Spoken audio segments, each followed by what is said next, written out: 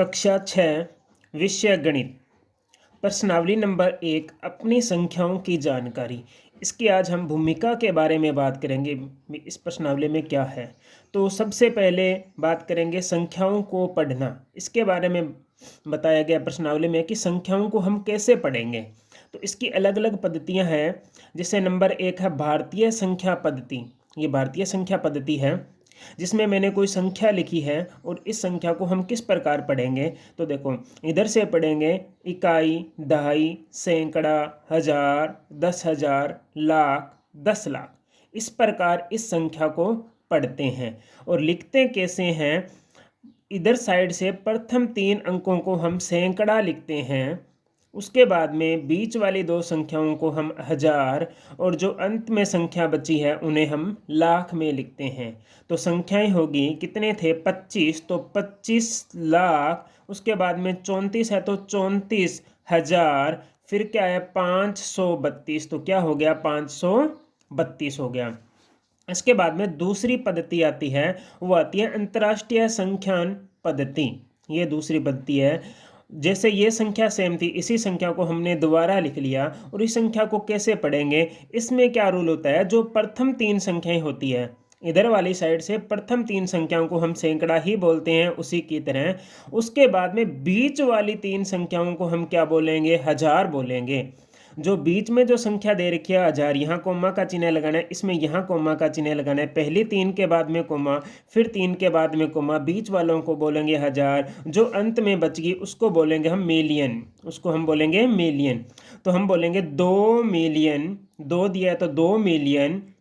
उसके बाद में 534,000, उसके बाद में बोलेंगे 534,000। उसके बाद में बचा 532, तो हमारे पास में इसको सैकड़ा में लिखेंगे तो 532। उसके बाद में 2 नंबर टॉपिक आता है हमारा, जो आरोही तथा अवरोही क्रम। आरोही तथा अवरोही क्रम के बारे में आता है। आरोही क्रम क्या होता है, बढ़ते क्रम में, और अवरोही क्रम क्या है, घटते क्रम में। आरोही बढ़ते क्रम में और अवरोही घटते क्रम में। जैसे संख्या दे रखी है हमारे पास में 35, 40, 24, 50, 90, इसको हम आरोही और अवरोही क्रम में लिखेंगे। तो आरोही क्रम में कैसे लिखेंगे, आरोही क्रम का मतलब है बढ़ते क्रम में। बढ़ते क्रम में मतलब कि सबसे पहले लिखेंगे हम छोटी संख्याओं को। तो छोटी हमारे पास में 24, उसके बाद में हमारे पास में 35 आ गई, फिर 40, फिर 50, फिर 90। तो बढ़ते क्रम में लिखनी है, मतलब नाम छोटा है तो सबसे पहले छोटी संख्याएं लिखेंगे। अवरोही मतलब कि अक्सर ही नाम ही बड़ा है तो सबसे पहले कौन सी संख्या आएगी, बड़ी संख्या। तो इनमें बड़ी संख्या 90 थी, उसके बाद में दूसरी संख्या 40 थी, फिर उससे छोटी क्या थी 35, फिर 24। इस प्रकार संख्याओं को हम लिखते हैं। उसके बाद में आगे जो हमारा टॉपिक आता है वो आता है स्थानीय मान, जातीय मान, या इसे शुद्ध मान कहते हैं, या विस्तारित रूप या प्रसारित इसे कहते हैं। तो जैसे हमारे पास में ये संख्याएं दे रखी है, कोई भी संख्या लिखी है मैंने 34,524, इसका विस्तारित रूप कैसे लिखेंगे। तो हम क्या करते हैं, इधर वाली संख्याएं ध्यान रखना, प्रथम इधर से स्टार्ट करते हैं। पहली संख्या को हमेशा ही 1 से गुणा करते हैं, फिर प्लस का चिन्ह, फिर जो दूसरी संख्या है उसको 10 से गुणा करते हैं, फिर प्लस का चिन्ह है। उसके बाद में तीसरी संख्या 5 है तो उसको हम 100 से गुणा करते हैं।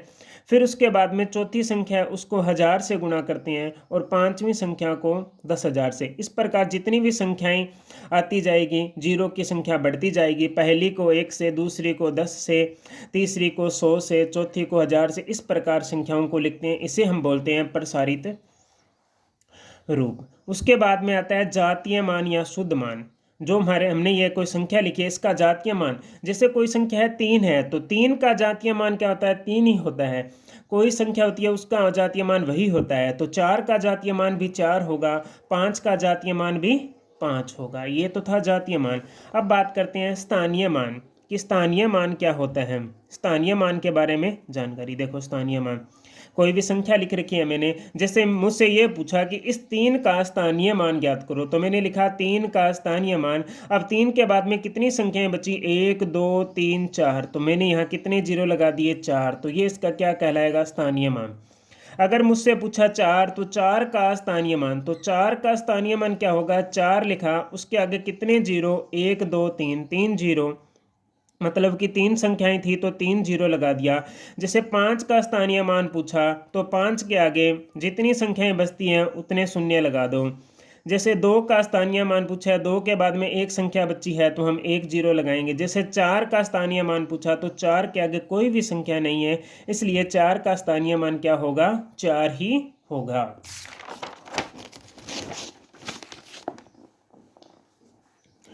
उसके बाद में है एक अंक की सबसे छोटी संख्या। संख्याओं के बारे में जानकारी दे रखी है, तो एक अंक की सबसे छोटी संख्या क्या होती है, 1 2 3 4 5 6 7 8 9, इनमें सबसे छोटी संख्या क्या होती है, तो सबसे छोटी संख्या 1 होती है। और एक अंक की सबसे बड़ी संख्या पूछ ले तो एक अंक की सबसे बड़ी संख्या क्या कहलाएगी, 9 कहलाएगी। अब पूछे कि 2 अंकों की सबसे छोटी संख्या, तो 2 अंकों की सबसे छोटी संख्या होती है 10, और 2 अंकों की सबसे बड़ी संख्या होती है वो 99 होती है।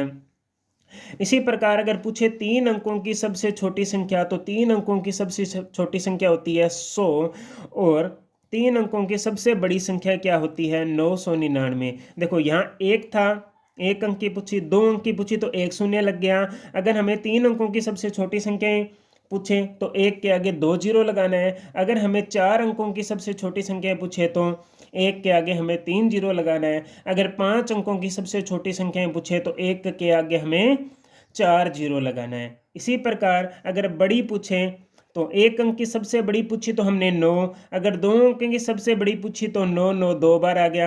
अगर 3 अंकों की पूछे तो 3 बार 9 9, अगर 4 अंकों की सबसे बड़ी संख्या पूछे तो 4 बार 9 9। इसी प्रकार 5 अंकों की सबसे बड़ी संख्या पूछे तो 5 बार 9 9। इस प्रकार हम संख्याओं को लिखते हैं। ये हमारा जो प्रथम टॉपिक था संख्याओं की जानकारी, उसके भूमिका है। आगे हम प्रश्नावली की बात करेंगे नेक्स्ट वीडियो में। धन्यवाद।